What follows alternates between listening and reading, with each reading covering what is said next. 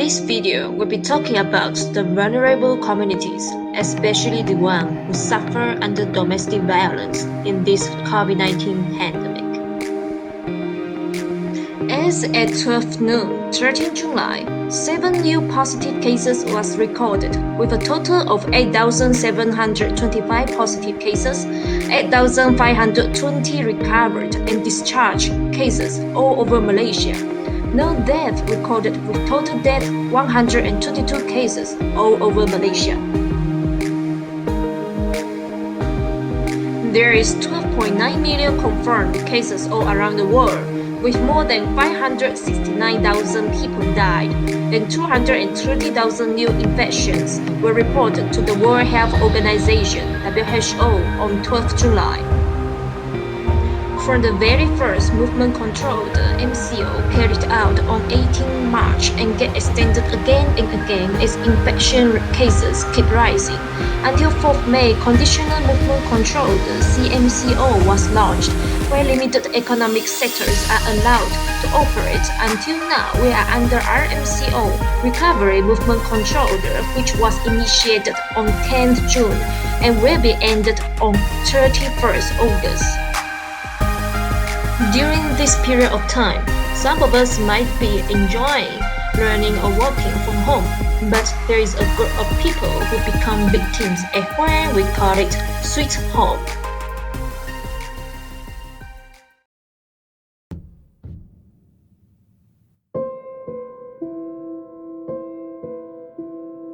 Domestic violence can include physical, emotional, psychological, sexual, social, and financial abuse, which often happens in marriage, where one wants to control over the spouse, boyfriend or girlfriend, or any intimate family member.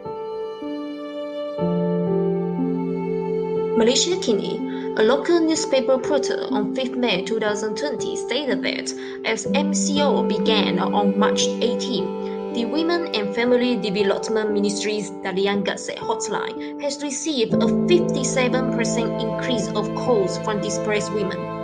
Besides, the Women's Aid Organization (WAO) has seen a 44% increase in its hotline calls and WhatsApp messages between February and March.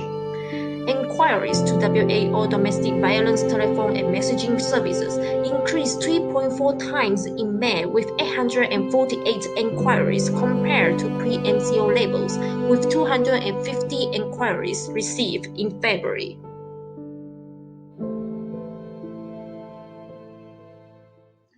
January 20, a man brutally slashed his wife's face after she defied his order not to visit her mother.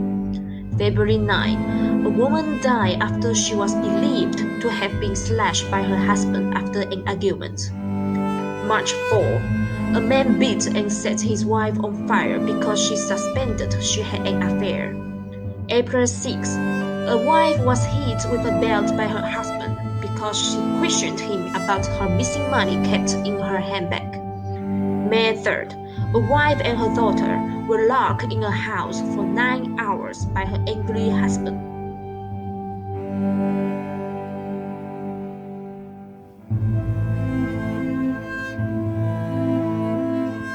Every 9 seconds, a woman is beaten. They are crying for help.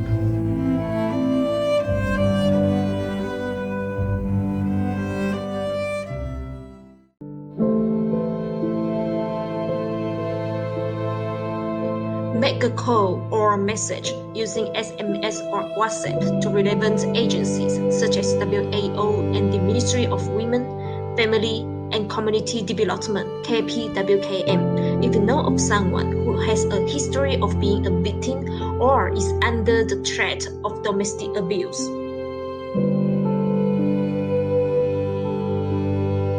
If you are suffering under domestic violence, here are some advices given by WAO.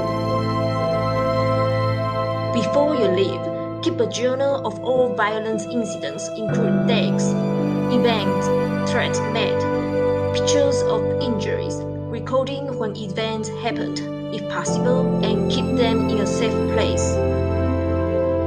Keep emergency numbers in your phone such as 999, nearest police station's number, WAO hotline, trusted family or friends number, and ensure there is sufficient credit in your phone. Pack an emergency bag with important documents, money, clothes, and keep somewhere safe or ask friends or family members to hold it for you. But remember to avoid mutual family members or friends to prevent leaking out the secret.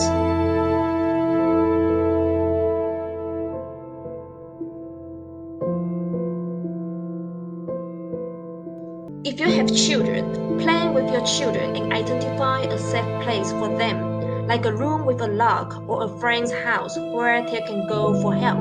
Reassure them that their job is to stay safe, not to protect you. When you leave, make sure you bring the following things for identification, such as your IC, driver license, birth certificate and children's birth certificates, financial information, money or credit cards under your name, bank account books.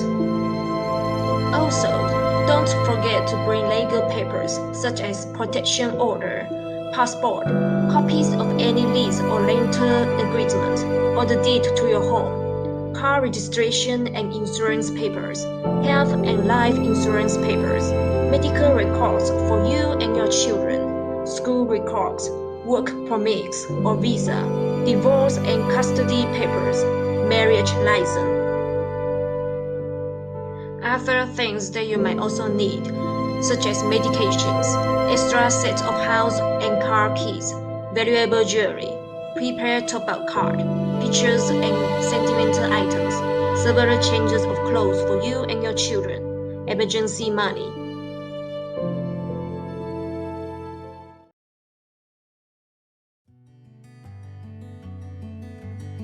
After you leave, remember, you are now living a completely new life.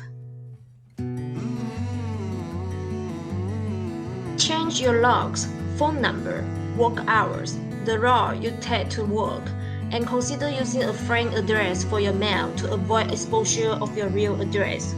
Also, be aware that addresses are on protection orders and police reports, and be careful to whom you give your new address and phone number. Don't give it to mutual friends or family members. Alert neighbors and request that they call the police if they feel you may in danger, and install security systems if possible. If you have children, change the road taken to transport children to school or consider changing your children's school, and also alert school authorities of the situation. Don't forget to inform people who take care of your children or drive them or pick them up from school and activities of the situation too.